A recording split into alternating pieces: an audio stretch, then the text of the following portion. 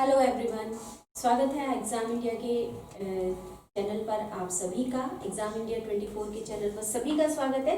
पहली वीडियो देख चुके हो फिजिक्स के क्वेश्चन की। आज फिर से 15 क्वेश्चंस हैं। बहुत ज़्यादा टाइम ना वेस्ट करते हुए 15 क्वेश्चंस की तरफ बढ़ते हैं। 15 क्वेश्चन 15 मिनट जल्दी जल्दी करेंगे और अगर 15 मिनट से पहले कर गए तो बहुत ही अच्छा होगा। और ये प्लानिंग हमारी चलेगी एक लंबे समय तक। आपका पूरा का पूरा सिलेबस, चाहे वो फिजिक्स हो, हिस्ट्री हो, ज्योग्राफी हो, पॉलिटी हो, पूरा का पूरा 15 क्वेश्चन में आगे लेके चलेंगे। क्वेश्चन बढ़ भी सकते हैं अगर आप लोगों की डिमांड आई तो। पहला क्वेश्चन आपका है यहाँ पर, निम्नलिखित में एसआई यूनिट में कौन सी सही है। पहले ही बता दूं, कल चैप्टर था हमारा कौन सा, मात्रक। मात्रक मतलब यूनिट। फिजिक्स का ये पहला चैप्टर है, मात्रक, यूनिट, इकाई। और इस क्लास का पर्पस सिर्फ इतना सा है कि जो आपके पास 5-10 मिनट का टाइम होता है ना, जिसमें व्हाट्सएप फेसबुक पे वेस्ट करते हो टाइम, उस टाइम में इस वीडियो को देख लो और फटाफट याद कर लो। ठीक है, तो निम्नलिखित एसआई यूनिटों में कौन सी सही सुमेलित नहीं है, जरा जल्दी से आप लोग आंसर देंगे। आप लोगों को क्या लग रहा है कौन सा सही सुमेलित नहीं है? तो भाई यहाँ पर आंसर होगा, कार्य का जूल बिल्कुल सही है, बल का न्यूटन बिल्कुल सही है, कल बताया था। द्रव्यमान को किलोग्राम में दिखाते हैं लेकिन दाब को डाइन में नहीं दिखाया जाता है। यहाँ पर यही बात कही गई है, कौन सा सही सुमेलित नहीं है। चलिए नेक्स्ट प्रश्न की तरफ बढ़ते हैं। अगला हमारा प्रश्न क्या है उसको देखते हैं कि नेक्स्ट हमारा प्रश्न कौन सा है। नेक्स्ट प्रश्न है हमारा, एक हॉर्स पावर में कितने वॉट होते हैं। ठीक है, हॉर्स पावर, इसको अश्व शक्ति भी कहा जाता है। ठीक बच्चों, अगर आपको लगता है कि ये प्रश्न आपके लिए इंग्लिश में होने चाहिए तो कमेंट बॉक्स में जाके कमेंट करेंगे। आपकी जो भी नीड है, आप जैसा भी चाहते हैं, आप अगर चाहते हैं इंग्लिश बाइलिंगुअल तो इंग्लिश बाइलिंगुअल मिलेगा, आप चाहते हैं एक्सप्लेनेशन तो वैसे ही मिलेगा। लेकिन कमेंट बॉक्स में जाइए, कमेंट करिए, लाइक करिए, शेयर करिए और सब्सक्राइब करिए। तो यहाँ पर पूछा है हॉर्स पावर में कितने वॉट होते हैं, बहुत एक्सप्लेनेशन नहीं है, जाएंगे। हॉर्स पावर में कितने वॉट होते हैं आपको पता ही है, बहुत कॉमन सा क्वेश्चन है, लगातार पूछा जाता है। एसएससी, सीजीएल, यूपीएससी, यूपीपीसीएस, हर जगह कहीं भी पूछ लिया जाएगा। 746 हॉर्स पावर में होते हैं, 746 वॉट, लेकिन वॉट पूछा है, ध्यान रखना। नेक्स्ट प्रश्न की और बढ़ते हैं। और अगला प्रश्न आपका जो पूछा गया है वो पूछा गया है जूल। जूल क्या है, ऊर्जा से उसी तरह संबंधित है जैसे पास्कल। पास्कल किससे संबंधित है? अगर कल की वीडियो देखी होगी तो उसमें एक मैंने पूछा था आपसे पारसेक, लेकिन यहाँ पर पूछा जा रहा है पास्कल। जो नए बच्चे हैं, जो साइंस नहीं पढ़ते हैं, साइंस बैकग्राउंड के नहीं है, उनको ऐसे वर्ड्स में बहुत ज्यादा कंफ्यूजन होता है, तो ध्यान से देख पढ़ समझना। जूल पूछा गया है, जूल किससे संबंधित है? ऊर्जा से। कल बताया था मैंने जूल ऊर्जा से संबंधित है। तो पास्कल किससे संबंधित होगा आपको ये बताना होगा। पास्कल क्या मात्रा से संबंधित है? नहीं, पास्कल मात्रा से नहीं है। तो क्या घनत्व डेंसिटी से है? नहीं, घनत्व डेंसिटी से भी नहीं है। शुद्धता मतलब प्योरिटी, प्योरिटी से भी नहीं है। या इसमें से कोई नहीं, तो ये भी आंसर नहीं है। बचा है यहाँ दबाव। तो देखो यहाँ पर लिखा हुआ है दबाव, तो कहीं जगह पर दाब भी लिखा होगा, प्रेशर भी लिखा होगा। जो पास्कल है वो किससे संबंधित है? दबाव मतलब दाब से या प्रेशर से संबंधित है। चलिए नेक्स्ट प्रश्न देखते हैं।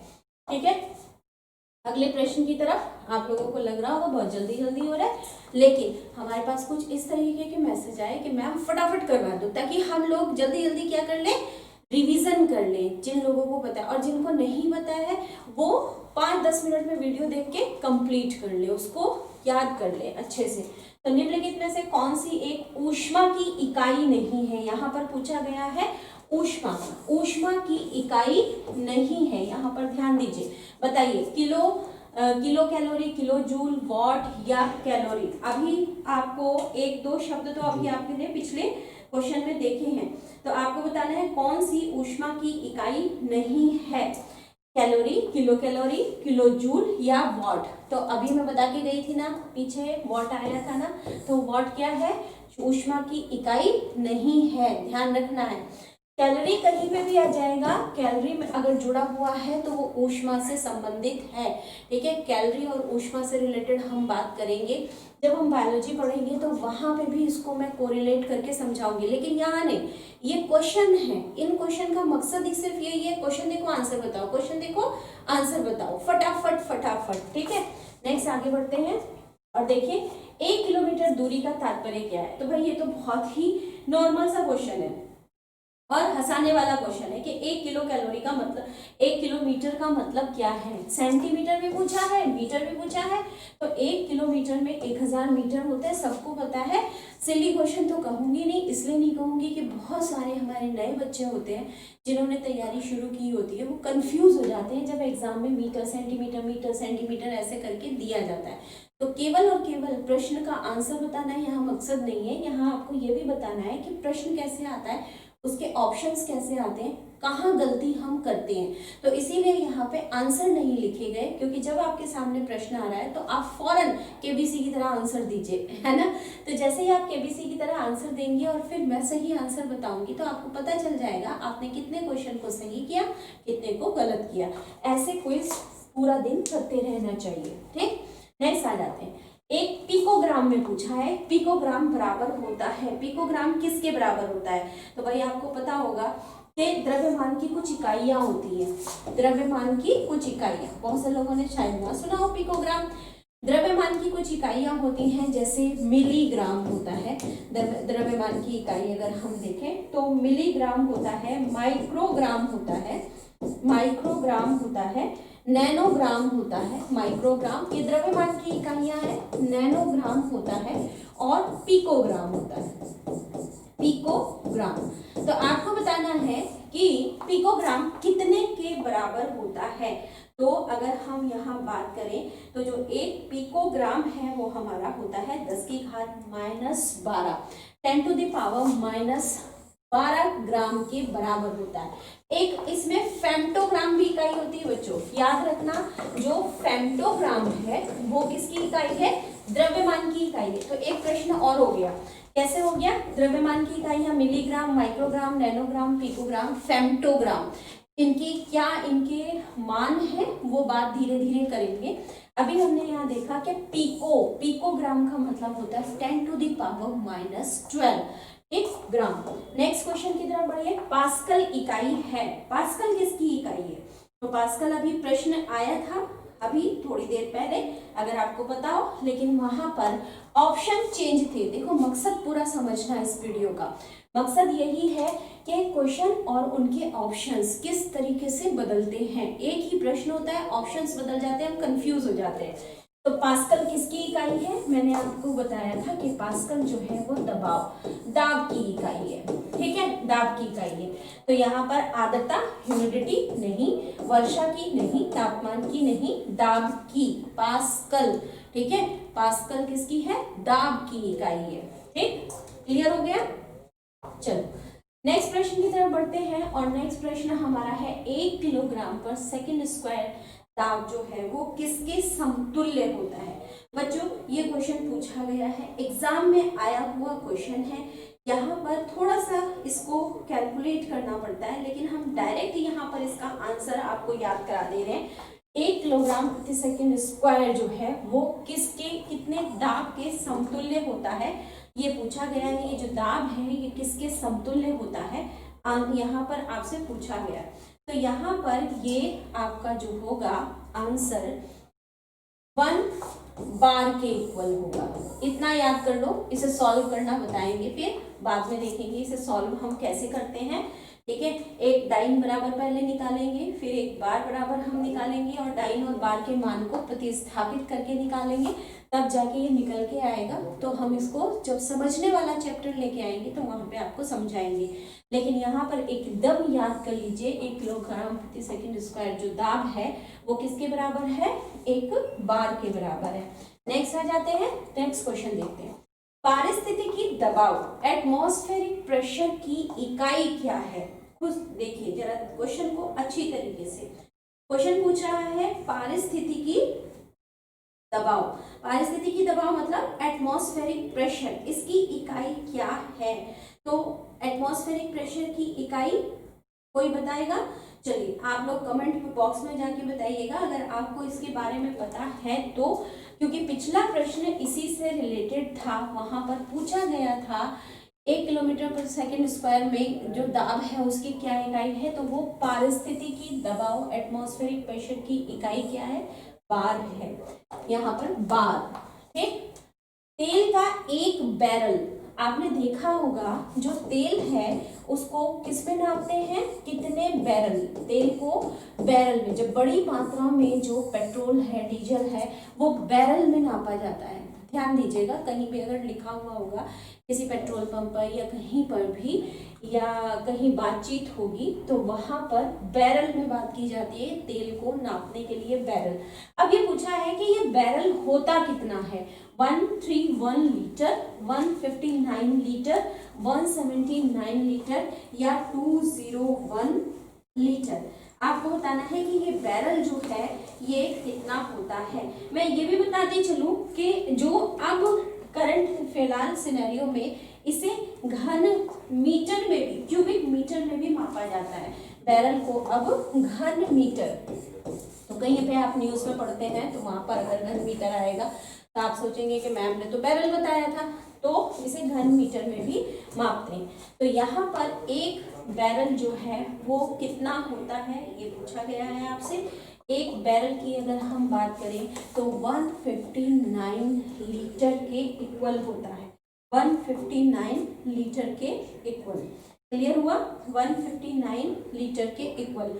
और भी बहुत सारी चीजें आपने सुनी होंगी, गैलन भी आपने सुना होगा, एक बैरल जो है वो कितने गैलन के बराबर होता है, ठीक है, तो वो बात करेंगे बाद में, पहले प्रश्न देख लेते हैं। अब यहाँ पर पूछा गया है लंबाई की न्यूनतम इकाई क्या है। तो भाई अभी मैंने आपको द्रव्यमान की कुछ इकाइयां बताई थी, जैसे मिलीग्राम है या नैनोग्राम है या पिकोग्राम है या फेम्टो है ना, ये बताई थी। अब यहाँ पर पूछी गई है लंबाई, और लंबाई की क्या पूछी गई है, न्यूनतम इकाई, मतलब सबसे छोटी इकाई जिसमें हम लंबाई को नाप सकते हैं। तो यहाँ पर दिया गया है माइक्रोन, आप देख रहे हैं माइक्रोन, माइक्रोन आपको पता ही होगा, माइक्रोन क्या होता है, 10⁻⁻6 मीटर होता है माइक्रोन, 10⁻⁻6 मीटर होता है। नैनो आपको कल भी बताया था 10⁹ मीटर होता है। और अगर एंगस्ट्राम की बात करें तो एंगस्ट्राम 10⁻10 मीटर होता है, ठीक है। लेकिन अगर फर्मी मीटर की हम बात करते हैं तो 10⁻⁻15 मीटर होता है फर्मी मीटर, ठीक। माइक्रोन -6, नैनो 9 से याद रहेगा, नैनो 9 से, एंगस्ट्राम 10, टेंगस्ट्राम करके याद रखो, टेंगस्ट्राम 10, ठीक है। तो दो तो अपने आप याद हो जाएंगे। और फर्मी मीटर को अगर हम देखें तो 10⁻⁻15 मीटर होता है।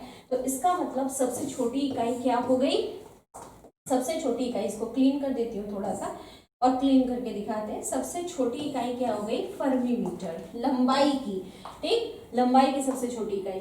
क्यूसेक में क्या मापा जाता है, बहुत ही अच्छा प्रश्न है, कई सारे एग्जाम में आया हुआ क्वेश्चन है ये क्यूसेक। ये सारे के सारे ऐसे प्रश्न है बच्चों जो कहीं ना कहीं आपसे किसी ना किसी पेपर में पूछे गए हैं। यहाँ पर इनको कराने का मकसद यही है कि ये कहीं ना कहीं किसी ना किसी पेपर में पूछे गए और ये हमेशा पूछे जाने वाले प्रश्न है। तो यहाँ पूछा जा रहा है क्यूसेक में क्या मापा जाता है, जल की शुद्धता।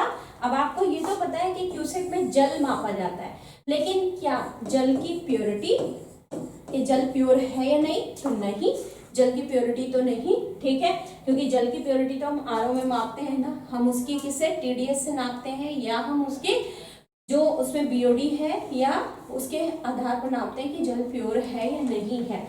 गहराई, डेप्थ नहीं, जल की गहराई तो नहीं होगी, क्योंकि गहराई को किससे नापते हैं, गहराई को नापने के लिए एक सोनार होता है, डेप्थ नापी जाती है कि कितनी डेप्थ है। यहाँ पर जल की मात्रा या जल का बहाव, आपको दो लास्ट के जो ऑप्शंस हैं इन पर विचार करना है कि क्यूसेक में क्या मापा जाता है, ठीक सॉरी, ठीक है। तो क्यूसेक में जल का बहाव मापा जाता है। बहाव का मतलब आपने देखा होगा, जो नदियां होती हैं, नदियों में पानी किस बहाव से बह रहा है, ठीक है, क्यों इसमें देखते हैं पर सेकंड के आधार पर। तो ये जल का बहाव यहाँ पर क्लीन कर दिया जाए, उसके बाद आपको दिखाया जाए तो क्यूसेक क्या है, क्यूसेक में जल का बहाव मापा जाता है। ठीक है, समझ में आ गया। तो ये थे आज के हमारे प्रश्न। एक प्रश्न और बचता है, देख लेते हैं इसको भी, एक या दो प्रश्न जो भी हमारे बच रहे हैं। निम्नलिखित में से कौन एक वायुमंडल के ओजोन परत की मोटाई नापने वाली इकाई है? आप सबको पता होगा कि ये हमारी धरती है, धरती के ऊपर ये हमारा क्या है, जो हमारा अंतरिक्ष है। ठीक है, तो धरती से ऊपर 8 किलोमीटर ऊपर ही कई सारी लेयर शुरू हो जाती हैं। हम बोलते हैं ना हमारी ओजोन परत, हमारी ओजोन की छतरी जिसने हमारी धरती को घेरा हुआ है और सूर्य की किरणों को धरती पर आने से रोकती है, हम उसे कहते हैं क्या, ओजोन परत है वो। इस ओजोन परत की मोटाई कितनी है, इसको कैसे नापेंगे, उसको किस तरीके से नापेंगे, मीटर में, लीटर में, किलोमीटर में नहीं, इसको हम नापते हैं किसमें, डॉप्सन में। तो डॉप्सन अगर आ जाए तो ये ध्यान रखिएगा कि डॉप्सन जो है वो ओजोन परत की मोटाई नापने वाली इकाई है। क्लियर हो गया। नेक्स्ट आ जाते हैं, डॉप्सन ओजोन परत को नापने वाली इकाई है। नेक्स्ट क्वेश्चन भी हमारा डॉप्सन इकाई का प्रयोग किया जाता है किसमें, पृथ्वी की मोटाई नहीं, हीरे की मोटाई नहीं, ओजोन परत की मोटाई को नापने में डॉप्सन इकाई का प्रयोग किया जाता है।